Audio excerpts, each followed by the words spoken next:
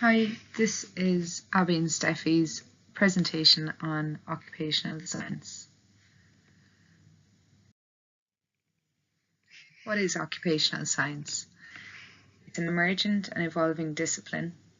Occupational science is still in its infancy. It's only a new science, and it was developed in the University of South California in 1989.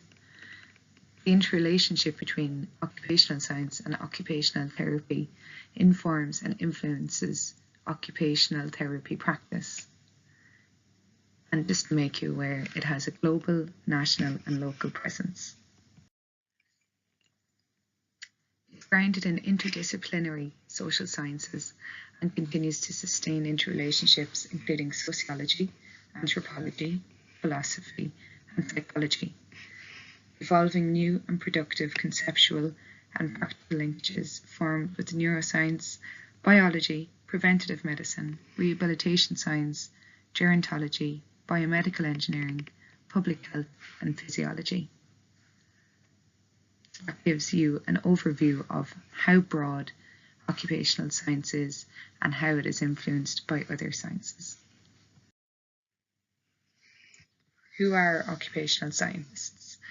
At this point in time, about 30 to 40% of occupational scientists are from fields such as sociology and anthropology, business and administration, health sciences, and others.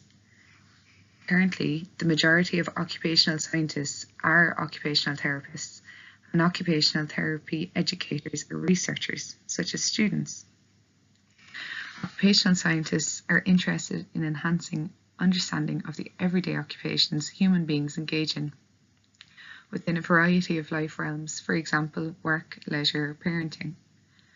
Occupational science examines the contributions of occupation to individuals and collectives, for example, health, identity, collective capacity, and the issues that influence the occupations individuals and collectives want to, need to, and are able to engage in.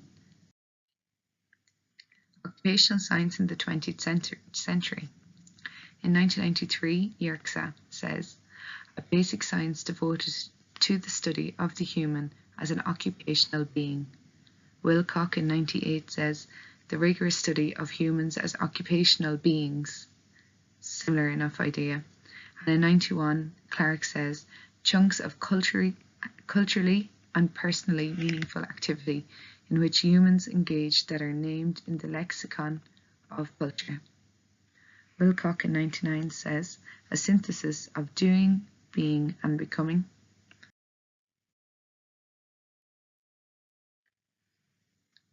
So enablement foundations, they are client-centered, occupation-based. If we start from the right-hand side of this model, we can see power sharing. So there has to be power sharing between the client and the therapist.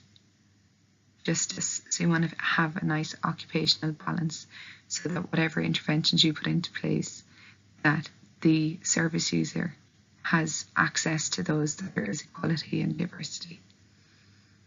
That brings about a positive change, that the client can see the vision of possibilities for them and that they are realistic achievements for them, that the client participates.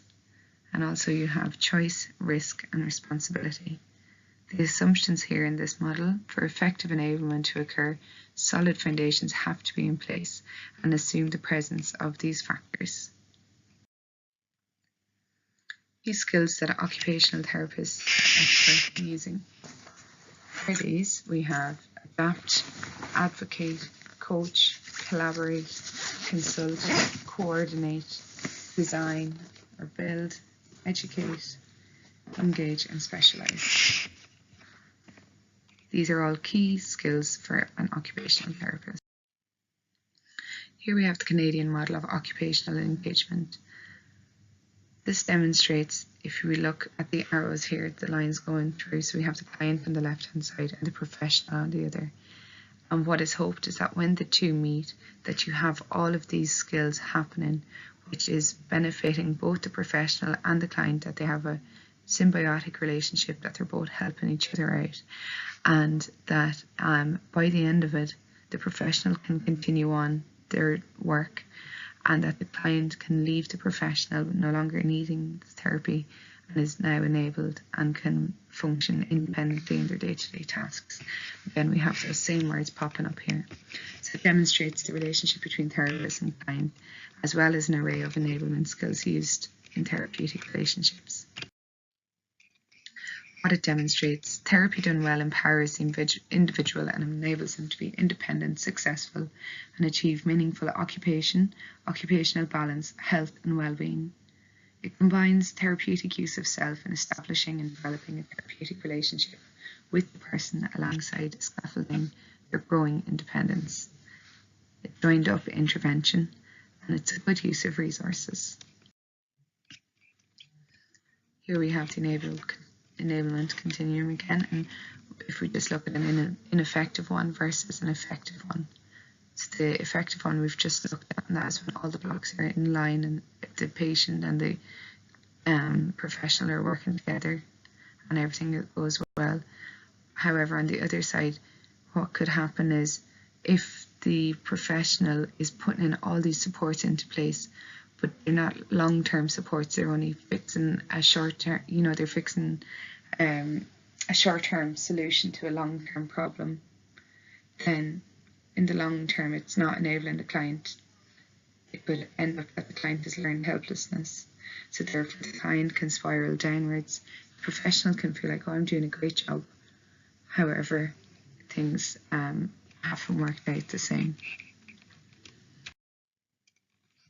Just to finish up our last slide here, Abi has designed this nice, I don't want to call it a model, but image here, and we can just see just to summarize occupational science and how it's informed. We can see that we have psychology, we have sociology, neuroscience, gerontology, anthropology, and there are other areas as well. We've just picked those main ones. Okay, and you can see the white arrow coming down out of occupational science to occupational therapy. So that's occupational science informing occupational therapy. And we also have the arrow going back into occupational science, which shows that they are interdependent on one another. Thank you.